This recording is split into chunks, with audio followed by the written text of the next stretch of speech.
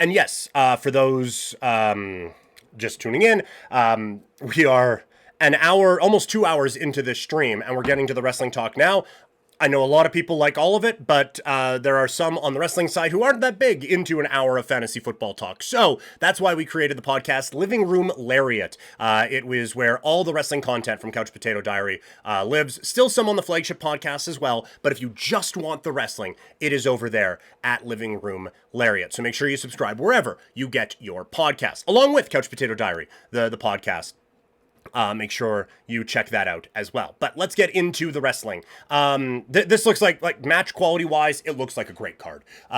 Big Bill taking on Eddie Kingston. I can't imagine Eddie is losing in any type of a return. I am so happy that the dude's coming back. I think he is such a unique performer at a time where it is kind of difficult to stand out, especially for AEW. He does. So, Eddie, the dub there. This match is going to be incredible. Kazuchika Okada taking on Konosuke Takeshita and Miskara Dorada for the AEW Unified Championship. I don't believe Okada is losing right now. It feels like Dorada is there to take the pinfall so that they don't have to beat Takeshita and they don't have to beat Okada. But you have three of the best wrestlers in the world in this match. Like Dorada, from just an in-ring standpoint, is fantastic. And then, like, him, Takeshita, obviously, there's a great story there with him and Okada. I think this is going to be fascinating. I think it is just kind of act one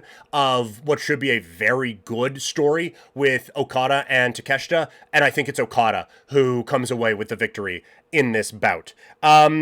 We have Adam Copeland and Christian Cage against FTR in a tag team match. I think this has been set up really well. I like that there was the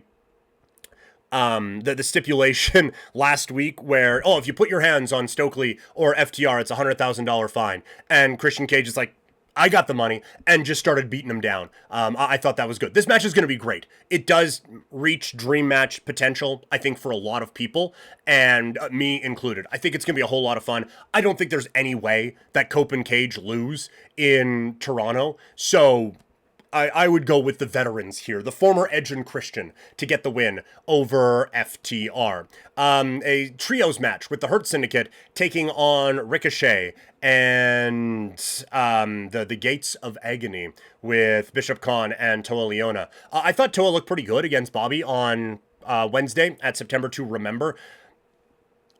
I can understand we want to kind of get Ricochet and Gates of Agony over as a new group, but the Hurt Syndicate, coming off of losing the tag team titles, they're just not at a point where they're losing and building up teams like that right now. So I think the Hurt Syndicate win in what's probably a sneaky, entertaining match. Like, I think Ricochet and Shelton Benjamin could have a whole lot of fun in this contest. TBS Championship on the line. Mercedes Moné taking on Riho for the AEW TBS Championship.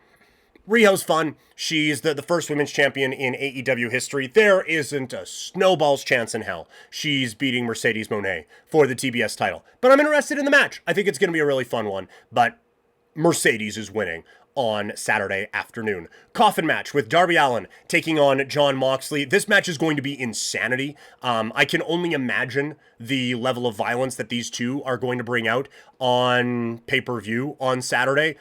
I think you have to go Allin here, right? He's just back from Mount Everest. It feels like it's time for Mox to go away for a little bit. So Darby feels like the move here. Be able to write Moxley off, allow Shafir to kind of take over as the leader of the Death Riders, or continue that progression. Now, the Daniel Garcia of it all is an interesting wrinkle to this whole thing, but I don't think you beat Darby in a coffin match in his first kind of major feud back. I think you get him this one and kind of continue his upward progression. A TNT match, a tables and thumbtacks with Mark Briscoe against MJF. This is going to be wild. This is going to be next level violent again, and I've kind of said before, I'm a little over it with the AEW deathmatch stuff, but I'm sure these two are going to bring a lot with it here. The project right now is MJF, and Mark Briscoe has lost a lot. and that is unfortunate. And I do think there is a redemption arc that you can tell pretty easily with a Mark Briscoe, but MJF, he's the number one heel in the company. He's future former champion again.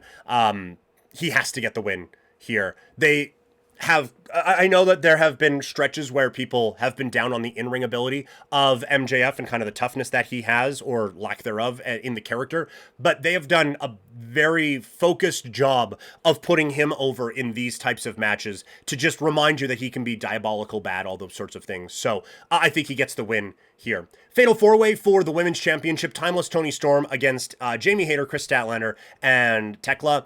I think there are a few stories that can branch out from this. I am a little disappointed it's a 4-way, and I like all 4 competitors here. Like, I think this match is going to be awesome, but I think Toni Storm is at a level where it should just be a one-on-one with her. We don't need a fatal 4-way to kind of mask any storytelling, whatever. She is good enough on her own that we don't need to be doing that. And I think with Hayter and Tekla, where there's a story there, Kris Statlander, there's a couple spin-off directions that this maybe could go and start a bit of a frustration with a Harley Cameron in that sort of a way, with Marina Shafir kind of lurking around there as well. I think there are going to be some good stories coming out of this. I don't think that Toni Storm is at a point where we need to just be throwing her out there in fatal 4-ways with not a whole lot of story to them. So a little disappointed that this is what we get, but from a match quality standpoint, it's going to be fantastic. And Toni Storm gets the win. And then, main event, the singles match for the AEW World Championship. Hangman Adam Page, Kyle Fletcher.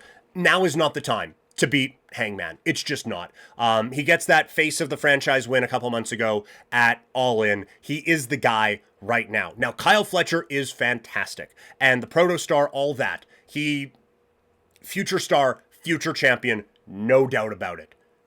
However, it's not now. It is, I don't think it's too early. Like, I think he is legitimately ready to be in this world title mix. It's just too early to take the belt off Hangman.